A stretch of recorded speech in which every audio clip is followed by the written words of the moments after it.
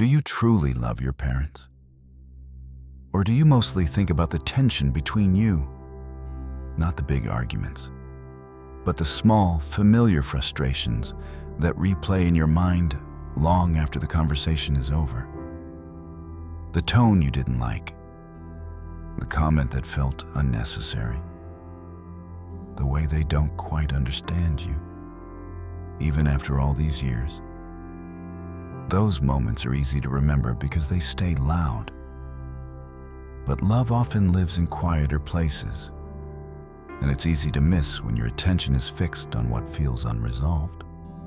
Think about how often you check in on how they're really doing, not out of obligation, but out of genuine concern. How often you wonder if they're tired, lonely, worried, or carrying fears they never learned how to talk about. Many parents don't know how to express vulnerability. They show care through routines, through consistency, through providing rather than explaining.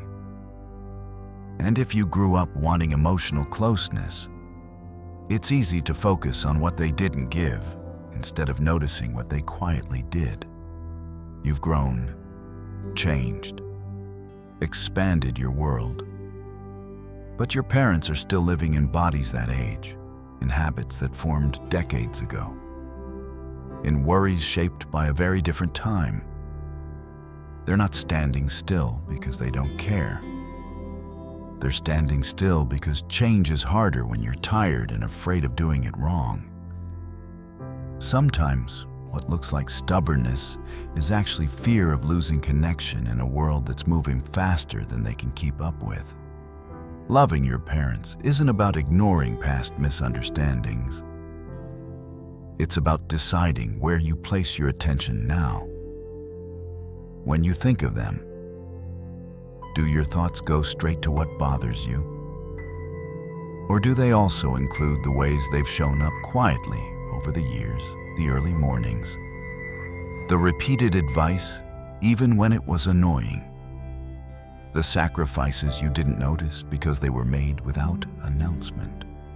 In Scripture, there's a moment when Jesus, even while carrying immense suffering, looks down and makes sure his mother will be cared for.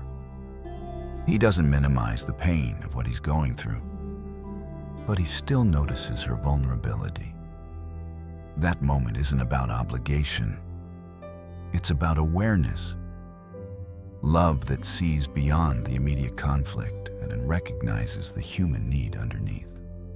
Your parents may not know how to meet you where you are emotionally, but that doesn't mean they don't feel deeply. Many parents carry regrets they never voice. They wonder if they did enough, if they said the wrong things, if they failed you in ways they don't know how to fix. They may not say, "I'm proud of you in the way you hoped," but they watch your life closely, often more closely than you realize. Do you pause long enough to notice when their energy dips, when their patience runs thinner, when they repeat the same stories, not because they want to annoy you, but because memory is something they're slowly losing? Love doesn't mean you never feel irritated. It means you don't let irritation be the only story you tell yourself about them. God invites you to see your parents not just as authority figures from your past, but as people still learning, still aging, still needing grace. Honoring them isn't about agreeing with everything they say. It's about allowing compassion to stand next to your frustration instead of being pushed out by it.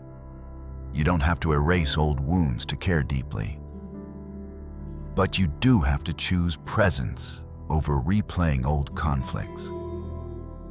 Sometimes, love looks like listening even when the conversation feels repetitive.